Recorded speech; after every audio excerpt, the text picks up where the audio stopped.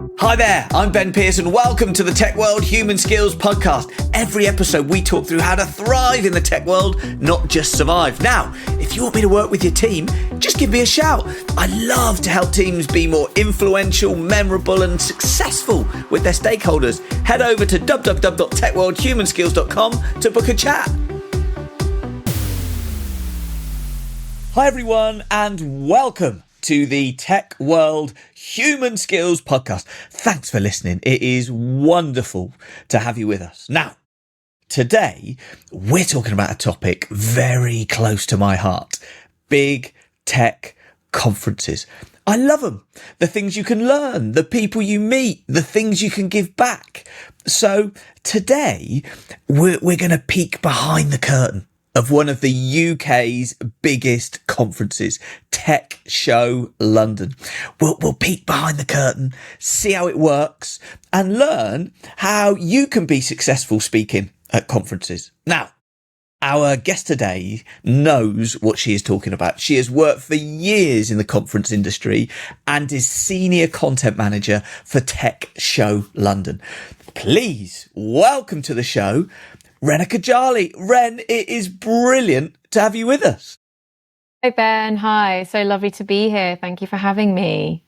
The pleasure is all ours. It is really wonderful to have you with us. Now, for all of our lovely listeners out there, could you introduce yourself and tell us a bit about your background? Absolutely. Hi. So I'm Renuka Jhalli. I am, as Ben said, the Senior Content Manager for Tech Show London, which is the largest gathering of technology professionals in the UK. It's next taking place 4th and 5th of March 2026 at London Excel. It's part of a global portfolio, actually. The event takes place in Paris, Madrid, Singapore, and Frankfurt across the year. And I'm the producer of the conference. I produce 15 to 16 stages and take care of over 500 speakers and have a fantastic job of enabling people to speak on brilliant stages. It's such an interesting job that you've got. And we met, I think a couple of years ago, when you guys did a call for papers. I just started my business. And I suggested a session, and you guys very kindly gave me the opportunity to get on one of your stages. And then we've continued working with each other for the last couple of years on Tech Show London, and hopefully continuing to work together for Tech Show London 2026. So full disclosure, we've worked together, and hopefully we'll continue to work together going forward. Absolutely. Yeah, that's how we met, Ben, isn't it? So you had applied via our call for papers. You submitted this really great pitch, actually. I remember reading it thinking, this is different. This is exciting. I've got to get this person on our stage. And then you were hosting our cloud and AI infrastructure keynote stage this year. I was. And you did that last year also. It was brilliant. It's been wonderful working with you. Yeah. Well, thank you very much. I shall take that compliment. Thank you. Now, enough of our background. Let's get onto the show a little bit. Now, for people that haven't been to Tech Show London, I mean, a lot have, but for people that haven't been to Tech Show London, can you kind of set the scene and tell us a little bit what it's like? Sure. So it's a large conference and exhibition, which takes place all on one floor with 5 co-located shows. So the 5 shows are Cloud and AI Infrastructure, DevOps Live, Cloud and Cybersecurity Expo, Data Center World, and Big Data and AI World. What it is basically a cluster of 5 different environments that represent all the disciplines in technology. So you see the full stack of tech here at this show. And that's what's unique to Tech Show, the brand as a whole across the world, is that it's a showcase of the entire tech environment and an inclusive environment for everybody at all levels of tech to come. Browse the industry, browse what's available to them, to meet with peers, to learn, to network, to grow, and a really bustling, high energy environment. And for our London show, we have approximately 20,000 attendees, and it is the largest in the country. So it's vibrant, it's busy, it's energetic, and there's so much going on. It's become very quickly that sort of flagship show that's in everybody's diaries. It's just a brilliant experience. And I love it. So when I think about the show, and I'm sort of remembering in my mind last year, at one end you've got like the data center. So literally you've got these massive stands with like cooling equipment and security fences and cabling and like literally the real infrastructure, physical infrastructure of data centers. And then it goes right through, so right at the other end, completely abstracted AI, DevSecOps, all these kind of things as well, all in one kind of show, which is brilliant. And then also loads of stages, haven't you? You've got lots of stages throughout the show talking on all kinds of topics. Absolutely. Yes, it's exactly that. It's a showcase of everything in tech. So you get to see the traditional side of technology with the machinery, as you mentioned, cooling systems and the like, and the real sort of heart of where everything happens, right through to the future, to AI, to what's next.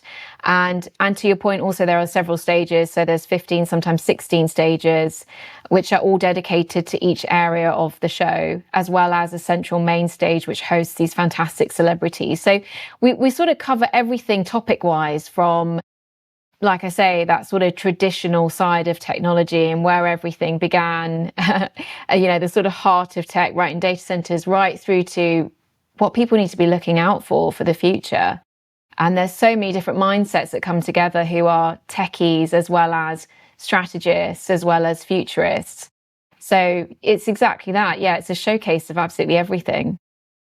And so how does the show work? Because it's a free ticket, isn't it? Event, isn't it? So it's free ticket. How does the show work? Yes, exactly. It's a free to attend event, obviously for qualifying professionals who are working in the tech space, maybe for an end user business, perhaps they're in healthcare, education, finance, open to all sectors. You just apply online when the registration to attend is open and, apply for your ticket essentially. Come with your team. Most companies, they tend to come sort of with a cluster of their tech specialists, from the developers right up to C-suite. So they come together as a team and they can explore new opportunities, new ideas, and and then network with people who are in similar situations to themselves, maybe in different industries. Yes, you just apply online. It's really that easy. Brilliant. Well, I think let's start to talk about the speaker side, because I think that's what's really interesting for people. Maybe we could start off with a bit of a chat about the benefits of speaking at events and why people might want to speak at events, and then maybe we can get onto how you get chosen and some mechanics on how you do really well at those sorts of events as well. But why would people want to be speakers at this event? Well, I think the truth is that we're in such a fast-paced environment that most people don't really have the answers. And we're trying to keep at pace. And it's important for people to come together and share their experience and share their ideas and learn from each other and get a real sense of the fact that they're not actually alone in not knowing the answers, not knowing what to do. So I think the importance of speaking at events is to speak to that piece, the fact that people don't know and they need to know. So if you have ideas, there's a whole market of people out there who really need to hear from you. It's about supporting your community and giving back, I suppose, because, I talk to people who have climbed their way up from having never spoken at events to being professional speakers. And they all started once upon a time as this person who was just trying to figure out some part of the tech stack they were dealing with, and they needed help outside of their department. They needed to go to some sort of expert, or at least to just feel like there's someone in the same boat as them. So speaking is very much about giving to that community. It's speaking to somebody just like you, giving them exactly what you need. So yeah, I think it's exactly that piece. It's about giving back. It is, and I love it. I personally love to help people, and so it's lovely to have a platform to be able to help a number of people on perhaps a cutting edge topic or something like that. So I love that giving back piece. That's a huge part of it. Can I give my perspective and also be really selfish as well? I think it's a wonderful opportunity to build your reputation. And it's interesting. I was listening to some hiring, a podcast on hiring on a pre-sales podcast just the other day. And they were talking about how to get hired and the reality of just sending in CVs, and AI is just filtering them all out, keyword, and basically the challenge of getting hired. And what they were talking about is if you have an industry reputation, then you will be more successful in your career, in applying for jobs, getting to know people, building your network. And that's the other thing that I think tech conferences do so well, is they give you a platform to build your reputation as an expert in X, and that you're willing to help people and also meet people with a similar mindset. So not only is it wonderful to give back, and I'm a huge advocate of that, but also it's a huge opportunity to build your reputation, which will help you in so many ways, I think, in your career. Absolutely. Yeah, it's absolutely an opportunity to develop your career, to build yourself, to gain recognition, to become an expert in your field. It's such an enabler, the speaking platform. I mean, I see people who've just shot up from sort of not being known, not being seen, to suddenly being able to command huge fees to be on a stage. And that's what they do full time, no longer working for businesses, no longer doing the techie stuff, but in fact overseeing other people as they're doing it, and then inspiring them to move towards some sort of cultural shift or some sort of new innovation. So absolutely, the speaking platform could be such a game changer for anyone who's looking to develop their career. Okay, so let's imagine somebody's listening to this. They're like, okay, I get it. I want to get on the stage. I want to help enhance my reputation. Let's give them a bit of behind the scenes. How do you choose your speakers? So what tips have you got to help people get chosen? Well, I think it's a little bit like what I said with yourself, Ben. When you applied via the call for papers, which, by the way, goes live at a certain time on the website, anybody could go onto the website and just apply. The pitch that you gave was something that was different from a lot of the talks that are out there in the industry. It had a lot of storytelling behind it. There was this real sense, before I'd even met you, that Ben is a really vibrant person, is willing to give back to the community in a big way, is quite inspiring. I think the main thing is, what have you got to say that's different from other people? And how can other people be moved by you in what you say? So what I say to people is, go via the means, put your call for papers out there, put your applications out there, and have a think about what's distinguishable about you that you want to put forward. And so what are those sorts of topics? So I guess the sorts of topics that you're going to be looking for they're going to be relevant topics that people would want to see, with maybe a unique experience or unique perspective on it. I mean, are those the sorts of things? Absolutely. I mean, we look, of course, for uniqueness. I think the other thing, though, is that it's got to speak to the audience. It's got to speak to real day-to-day needs. If you're somebody, for example, who's working on data engineering, and you and your own team have come up with a new initiative for cost efficiency or to speed things up, you've got a bright idea and you're feeling like, actually, other people may be in the same situation as me that would love to do what I'm now doing, and they just need to know the tricks of the trade that I've learned. That's a story like that would land on me, and I will go, I've got 100 other data engineers who are struggling to speed things up and save money. So this talk is absolutely relevant to them. So I guess it's on the one hand, thinking about what's unique and what's different, but on the other hand, what speaks exactly to that audience. And the best way to understand that is just have a look at yourself and think of yourself and what's distinguishable about what you're doing. And imagine that there's 100 people just like you that need to know the things that you've learned. And if you're confident enough to just put that forward, I can almost guarantee it will be on a stage, because that is the sort of stuff that needs to be heard. Yeah. And from my experience, it can often be a lot simpler topic than you think. So I remember the first, when I started doing a lot of tech conference speaking on the more of the tech side, the first topics I talked about were, basically there was a technology PowerShell that came out years and years ago, and, I learned it. I was one of the early adopters of learning it. I wasn't that great at it, but I was just a bit ahead of everybody else because I'd started earlier. And all I did was I shared my learning, right? This is how I learnt to use this new technology. It wasn't that I crafted some wonderful, deep, supremely complex thing. It was just, probably everybody else is in the same boat. Is this new technology? They're trying to figure out how to use it. I can probably share what I've learnt, the mistakes I've made. And it was as simple as that. But just by doing that very simple thing, actually, that got me noticed by the product group, the people that own that product, that then said, oh, come and talk at this conference and come and do these things. So it was just by putting out into the ether, things that would help other people, that were really simple, not particularly complicated, but just relevant and interesting and helpful. Yes, exactly that. Relevant, interesting, helpful.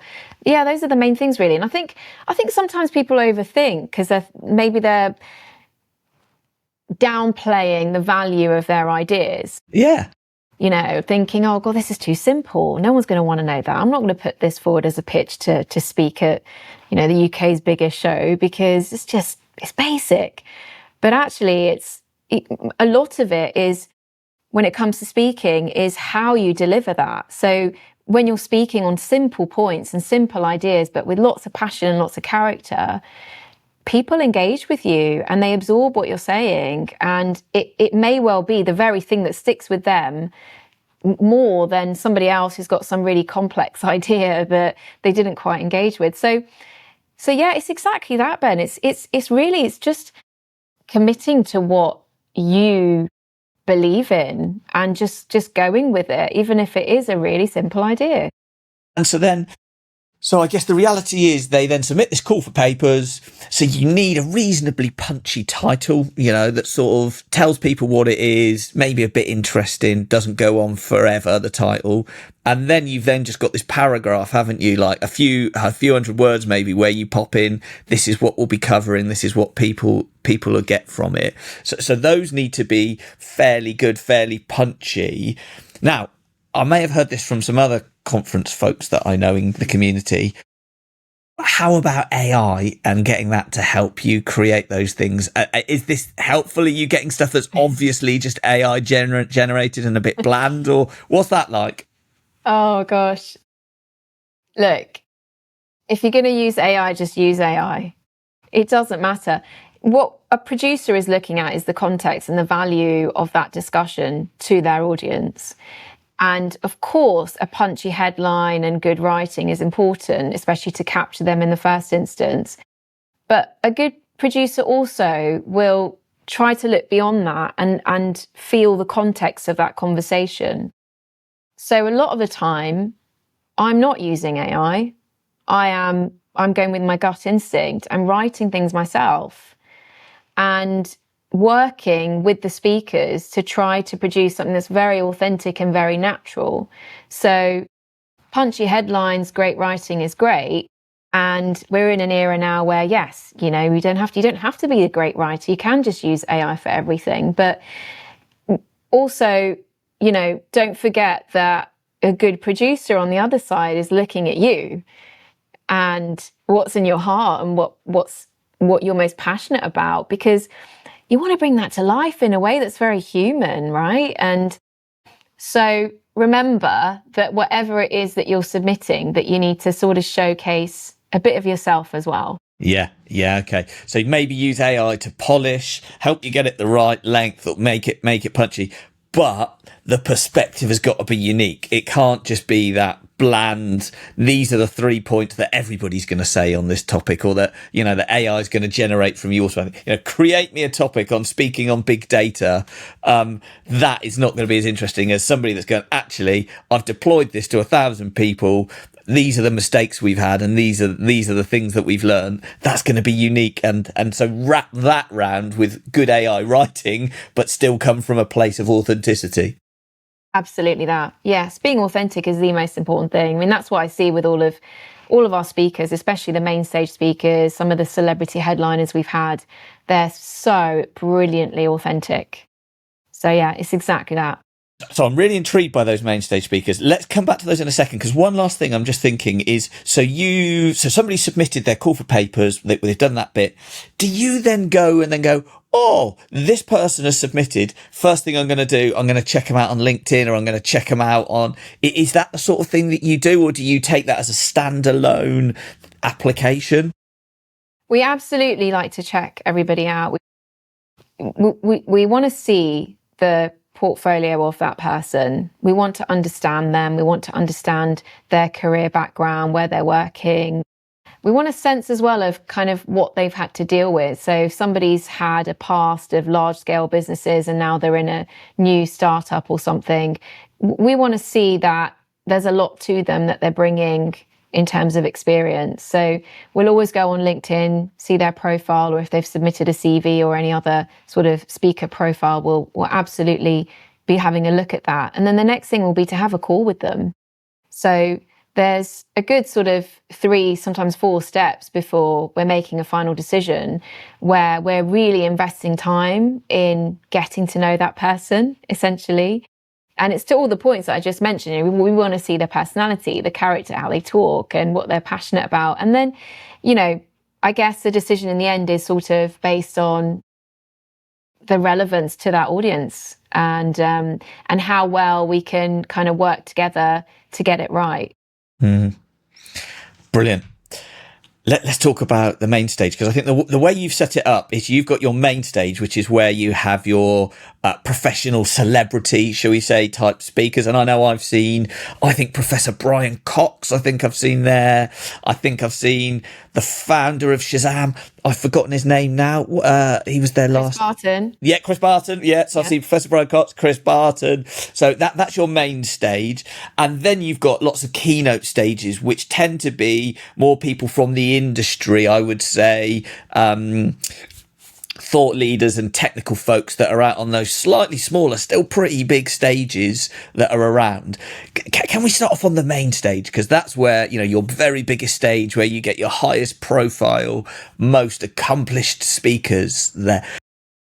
What's it like working with them? And sort of what have you learned from working with these sort of professional speakers? I can't tell you, Ben. I absolutely love my job, I think, for this reason, because it's just fascinating to have a call with people like, for example, like Chris Barton, who founded Shazam. It was like speaking with someone who's just almost like not on this planet, because he's so inspirational. It's so driven to overcome obstacles and so passionate about what he does.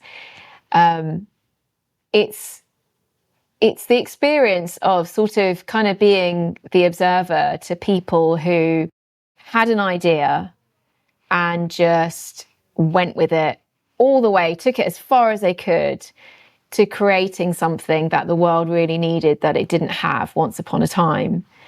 It's the experience of seeing people as well who are sort of not bogged down by sort of small things. They're always thinking big.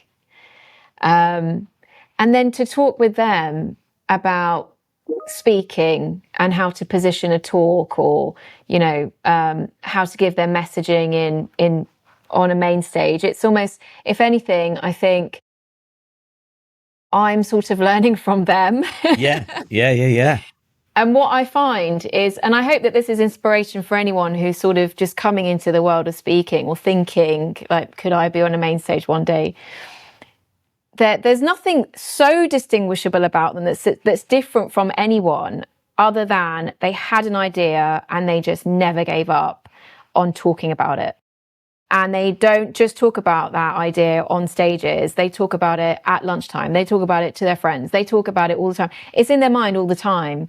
So yeah, it's like, it's such a great experience to sort of, you know, be witness to people like this who've got just... And so it's actually that they're really passionate about this thing, whatever it might be, astronomy if you're Brian Cox, or letting people find what song is playing in the bar that they're in if you're Shazam. But they're really passionate about that thing that they're doing.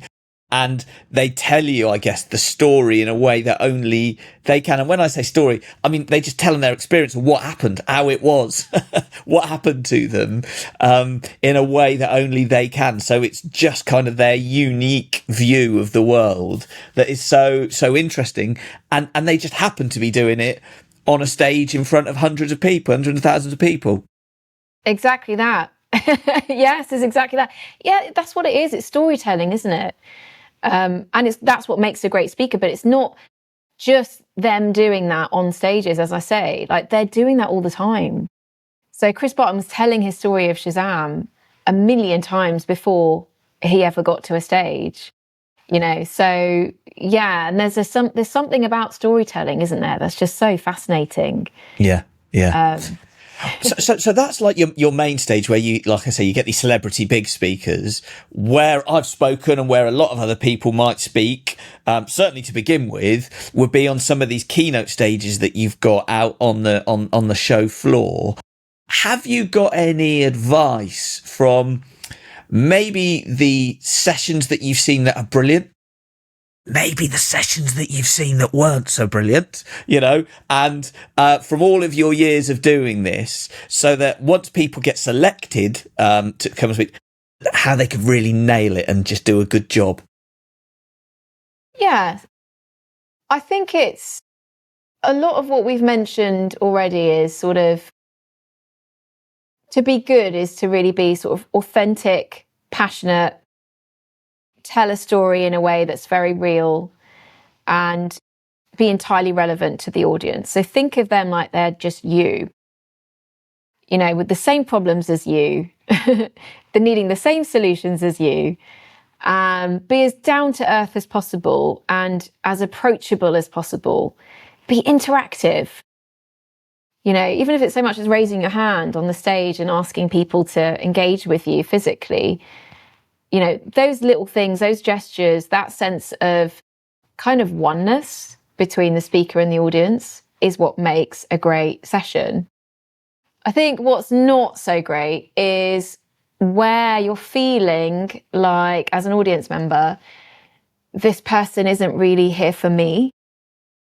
This person might just be trying to sell me something, or, you know, talking about their product, talking about their something, or, you know, or feeling like they just need to get through these slides and there isn't any real human interaction as such. There isn't this two-way conversation and there isn't this sense of authenticity and vulnerability. When that's gone, you know, the audience are gone. They won't engage anymore. So absolutely, look, be as authentic as you can and as real and as kind of one with the audience as you can. Yeah, I think, you know, when I sort of think about it, I sort of go, first thing is you've got to be relevant and valuable, you know, and that's the first thing. And you can research that before, because you can sort of think, right, who are these people that are going to be in here? They're going to be fellow technologists, tech leaders, maybe there's going to be some senior leaders as well in there. But we've got these bunch of people that are working in the tech sector. What's valuable to them?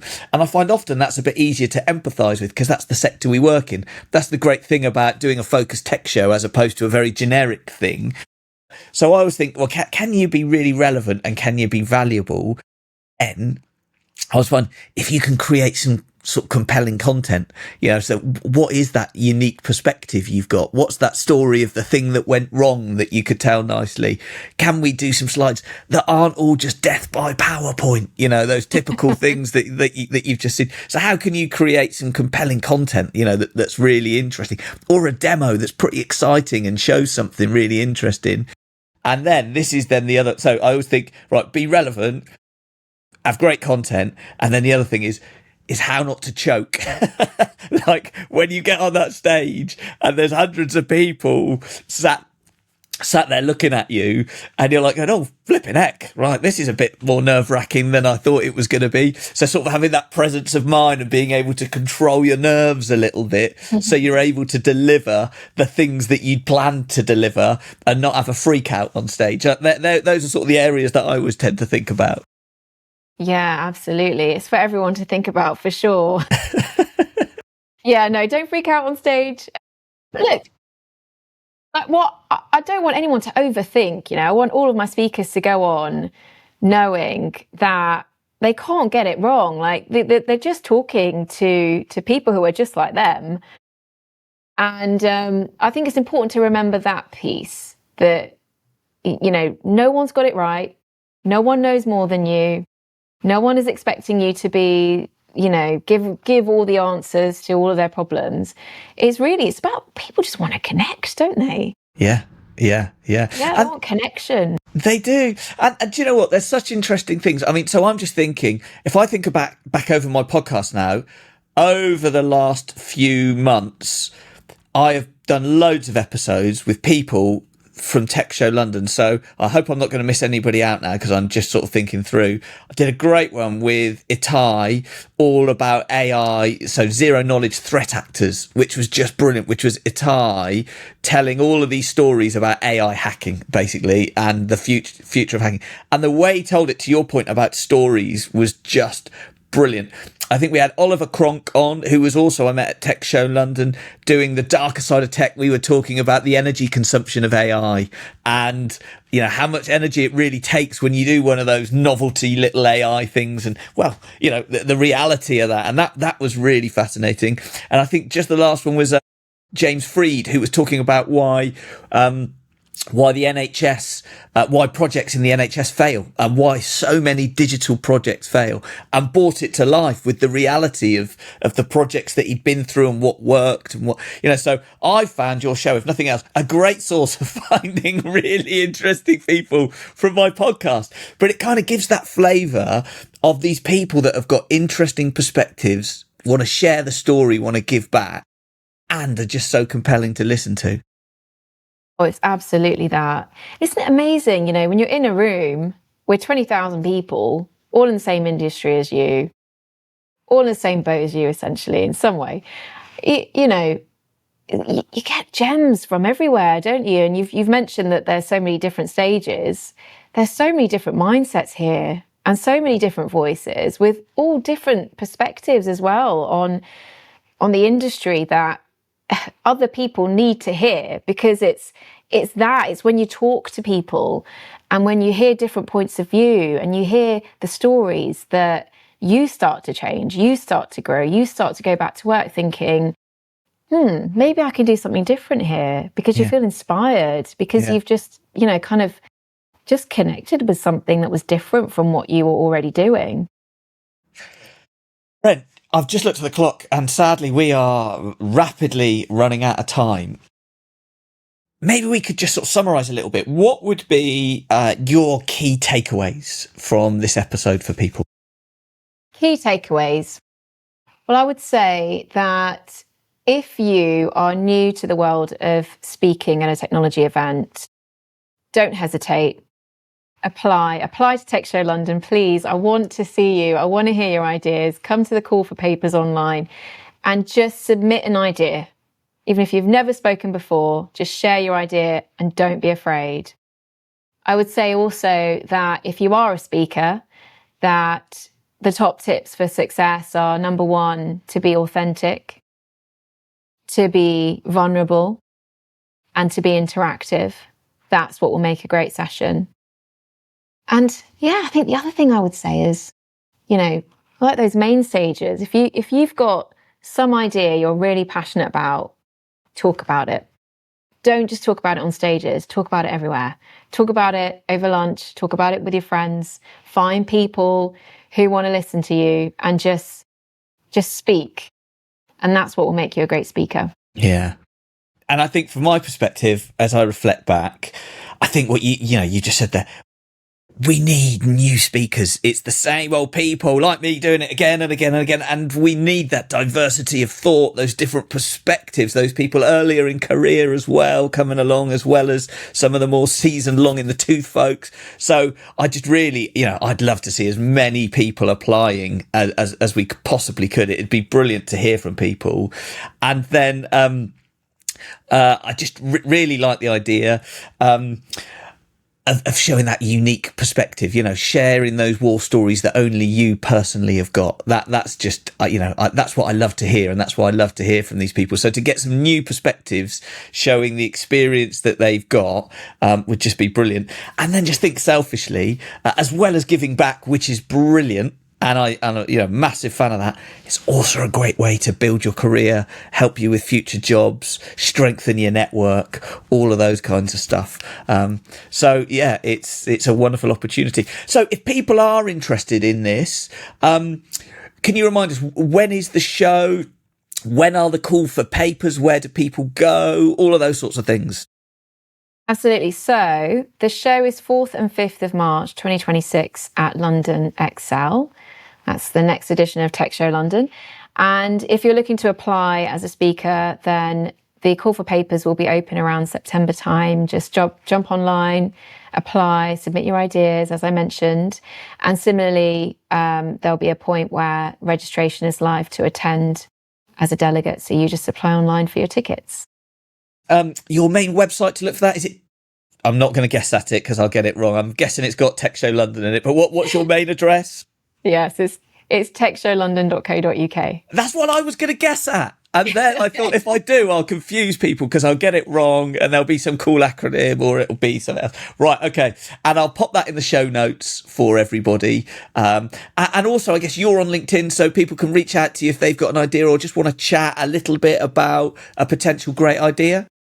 Absolutely, I certainly am. Please do drop me a line. I want to hear from you. Well, Ren, it's been amazing. So I think the final thing for me to say is thank you so much for sharing with us your insight. It's such a unique perspective, and I'm so glad that you agreed to come on the podcast. So thank you so much. Thank you, Ben. Thank you. Don't go yet. Remember to subscribe to the podcast and rate the show. It really helps us grow and book new great guests. And remember, if the podcast isn't enough for you and you want weekly microlearning delivered straight to your inbox, sign up to the Tech World Human Skills Weekly. Head over to www.techworldhumanskills.com to sign up.